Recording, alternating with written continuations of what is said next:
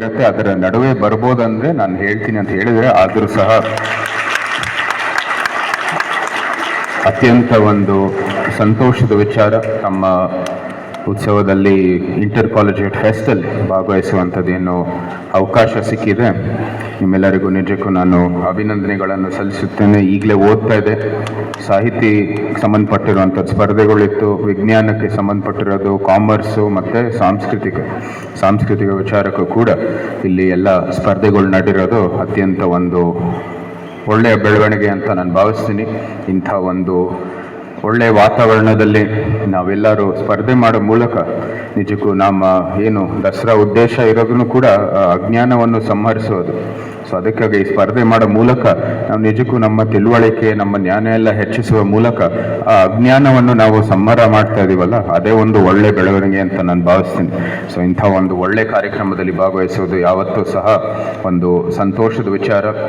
ಅದು ಜೊತೆಗೆ ಒಂದು ಮಹಿಳೆಯರ ಒಂದು ಶಾಲೆಯಲ್ಲಿ ಇವತ್ತು ಒಂದು ಒಳ್ಳೆ ಕಾರ್ಯಕ್ರಮದಲ್ಲಿ ನಮಗೆ ಭಾಗವಹಿಸುವಂಥದ್ದು ಅವಕಾಶ ಸಿಕ್ಕಿದೆ. ಮೈಸೂರು ನಮ್ಮ ಒಂದು ಮೈಸೂರು ಅಭಿವೃದ್ಧಿಗೆ ಹೆಸರುವಾಸಿ ಆಗಿರ್ಬೋದು, ಒಳ್ಳೆಯ ನೀತಿ ನಿಯಮಗಳು ರೂಪಿಸುವಂಥದ್ದು ಒಂದು ಹಿಂದೆ ಮೈಸೂರು ಮಹಾಸಂಸ್ಥಾನ ಅಂತ ಇದು ಹೆಸರುವಾಸಿ ಆಗಿರ್ಬೋದು. ಆದರೆ ಯಾವತ್ತೂ ಸಹ ಮೈಸೂರಿನ ಗುರುತು ತಮ್ಮ ಸಂಸ್ಕೃತಿಗೆ ಇದ್ದಿದ್ದು. ಅಂದರೆ ಮೈಸೂರು ಅಂದರೆ ಅದು ಸಾಂಸ್ಕೃತಿಕ ನಗರಿ, ಸಾಂಸ್ಕೃತಿಕ ಒಂದು ನಾಡು ಅಂತ.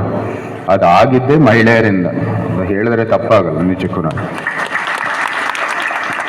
ಅದ್ರ ಜೊತೆಗೆ ಬರೀ ಈ ವೇದಿಕೆ ಅಂತಲ್ಲ, ನನಗೆ ಹಲವಾರು ವೇದಿಕೆಯಲ್ಲೂ ಕೂಡ ಹೇಳಿದ್ದೀನಿ, ಬರೀ ಇದು ಮಹಿಳೆಯರ ಕಾಲೇಜ್ ಅಂತ ನಾನು ಹೇಳ್ತಾ ಇಲ್ಲ, ಹಲವಾರು ವೇದಿಕೆಯಲ್ಲೂ ಹೇಳಿದ್ದೀನಿ. ನಮ್ಮ ವಂಶ ಇವತ್ತು ಉಳಿದಿದ್ರೆ ಅದು ಮಹಿಳೆಯರಿಂದಾನೇ ಉಳಿದಿರೋದು. ಯಾಕಂದರೆ ನಮ್ಮ ರಾಣಿ ಲಕ್ಷ್ಮಣಿಯವರು ಅಂದಿನ ಕಾಲದಲ್ಲಿ ಅವ್ರು ಮಾಡಿರುವಂಥ ತ್ಯಾಗ, ಅವ್ರು ಎದುರಿಸಿರುವಂಥದ್ದು ಏನೇನು ಒತ್ತಡಗಳಿತ್ತು ಅಂದಿನ ಕಾಲದಲ್ಲಿ, ಟಿಪ್ಪು ಮತ್ತು ಹೈದರಿನ ಒಂದು ಅವರ ಆಳ್ವಿಕೆಯ ಸಮಯದಲ್ಲಿ ನಂತರ ಸಂಸ್ಥಾನವನ್ನು ಪುನರ್ಸ್ಥಾಪನೆ ಮಾಡಿ ಅವರ ಮೊಮ್ಮಗನಲ್ಲಿ ಇರಬೇಕಾಗಿರುವಂಥದ್ದು ಎಲ್ಲ ಗುಣಗಳನ್ನು ಕೂಡ ಅವ್ರಿಗೆ ಅದ್ರ ಬಗ್ಗೆ ಒಂದು ಮಾಹಿತಿ ಕೊಟ್ಟು ಯಾವ ರೀತಿ ರಾಜ್ಯವನ್ನು ಆಳಬೇಕು ಅಂತ ಅವ್ರಿಗೂ ಕೂಡ ಒಂದು ಸಂದೇಶ ಅಥವಾ ಒಂದು ನಿರ್ದೇಶನ ಕೊಟ್ಟಿದ್ದು ರಾಣಿ ಲಕ್ಷ್ಮಣಿ ಅವರೇ. ಮತ್ತು ಇವತ್ತು ನಮ್ಮ ಕೋವಿಡ್ ಎಲ್ಲ ಈಗಿನ ಅದರ ಆಚೆ ಬಂದು ಇವತ್ತು ಆ ಲಸಿಕೆಗಳೆಲ್ಲನೂ ನಾವು ತಗೊಳ್ಳುವಂಥದ್ದು ಅನುಭವ ಇತ್ತು. ಅಂದಿನ ಕಾಲದಲ್ಲೂ ಕೂಡ ಒಂದು ಸಾಂಕ್ರಾಮಿಕ ಪರಿಸ್ಥಿತಿ ಇತ್ತು, ಸ್ಮಾಲ್ ಪಾಕ್ಸ್ ಅಂತ ಒಂದು ಸಾಂಕ್ರಾಮಿಕ ಪರಿಸ್ಥಿತಿ ಬಂದಿತ್ತು. ಆವಾಗಲೂ ಕೂಡ ಇವತ್ತೇನು ಈ ಲಸಿಕೆಗಾಗಿ ಭಯ ಇತ್ತು, ಅದೇ ರೀತಿ ಅಲ್ಲೂ ಕೂಡ ವ್ಯಾಕ್ಸಿನ್ ಹೆಸಿಟೆನ್ಸಿ ಇತ್ತು ಅಂದಿನ ಕಾಲ. ಇದು 200 ವರ್ಷ ಹಿಂದೆ. ಆವಾಗಲೂ ಸಹ ಅವ್ರು ಹೇಳಿದ್ರು, ಇಲ್ಲ ನೋಡಿ, ಅದು ಅವರು ಹುಟ್ಟು ಬೆಳೆದಿರೋದೆಲ್ಲ ಆ ಒಂದು ಮೈಸೂರಿನಲ್ಲಿ. ಇಂಥ ಒಂದು ಪಾಶ್ಚಾತ್ಯ ದೇಶದ ವಿಜ್ಞಾನ ಮತ್ತು ಏನೇನು ಮಾಡರ್ನ್ ಸೈನ್ಸ್, ಆವತ್ತಿನ ಮಾಡರ್ನ್ ಒಂದು ಆರೋಗ್ಯಕ್ಕೆ ಸಂಬಂಧಪಟ್ಟಿರುವಂಥ ಪರಿಹಾರಗಳು, ಅದ್ರ ಬಗ್ಗೆ ಏನೂ ಅರಿವು ಇರಲಿಲ್ಲ ಅವ್ರಿಗೆ. ಆದರೂ ಸಹ ಇಲ್ಲ, ಇದು ಒಂದು ಒಳ್ಳೆ ಪರಿಹಾರ, ನಾವು ಸಮಾಜದಲ್ಲಿರುವಂಥದ್ದು ಭಯ ಎಲ್ಲ ಅದನ್ನ ನಾವು ಒಂದು ರೀತಿ ಅದನ್ನ ತೆಗಿಬೇಕು ದೃಷ್ಟಿಯಲ್ಲಿ ಅವ್ರದ್ದೇ ಆದಂಥ ಸೊಸೆ, ಅವ್ರದ್ದೇ ಆದಂಥ ಮೊಮ್ಮಗಳನ್ನ ನಿಲ್ಲಿಸಿ ಅವ್ರಿಗೆ ಅಲ್ಲಿ ಎಲ್ಲರ ಮುಂದೆ ಲಸಿಕೆ ಕೊಟ್ಟು ಇದು ಮಹಿಳೆಯರ ಗೌರವವನ್ನು ಉಳಿಸದೆ ಮತ್ತು ಅದರ ಜೊತೆಗೆ ಇದೇನು ಭಯ ಪಡೆಯುವ ಅವಶ್ಯಕತೆ ಇಲ್ಲ, ನಮ್ಮ ಸಮಾಜಕ್ಕೆ ಒಳ್ಳೇದಾಗತ್ತೆ ಅಂತಾನು ಒಂದು ಕಾರ್ಯಕ್ರಮ ಮಾಡಿದೆ.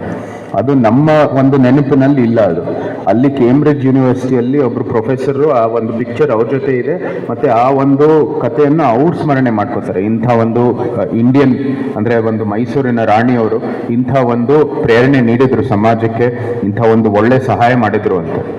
ಅದ್ರ ಜೊತೆಗೆ ಉಮ್ಮಡಿ ಕೃಷ್ಣಗೌಡರವರ ಇಬ್ಬರು ಪಟ್ಟದ್ರಾಣಿ. ಇವತ್ತು ನೀವು ಲಿಂಗಂಬುದ್ದಿ ಕೆರೆಯಲ್ಲಿ ನಿತ್ಯ ಎಲ್ಲರೂ ವಾಕಿಂಗ್ ಆಗಿ ಹೋಗ್ತೀರಾ, ಅಲ್ಲಿ ಬರ್ಡಿಂಗ್ಗೋಸ್ಕರ ನಾವೆಲ್ಲರೂ ಫೋಟೋಗ್ರಫಿ ಹೋಗ್ತೀವಿ. ಆ ಕೆರೆ ಸ್ಥಾಪನೆ ಮಾಡಿದ್ದು ಮತ್ತು ನಿರ್ಮಾಣ ಮಾಡಿದ್ದೆ ಲಿಂಗಾಜಮಣ್ಣಿಯವರು, ರಾಣಿ ಲಿಂಗಾಜಮಣ್ಣಿಯವರು. ದೇವಂಬುದ್ದಿ ಕೆರೆ ಇದೆ, ದೇವಾಜಮಣ್ಣಿಯವರು. ಸೊ ಒಂದು ಮೈಸೂರಿನ ಪರಿಸರ, ನಮ್ಮ ಸಂಸ್ಕೃತಿ ಅದೆಲ್ಲನೂ ಕೂಡ ಅದರ ರಕ್ಷಣೆಗಾಗಿ ನಿಂತಿದ್ರು. ವಾಣಿ ವಿಲಾಸ್ ಅವ್ರ ಬಗ್ಗೆ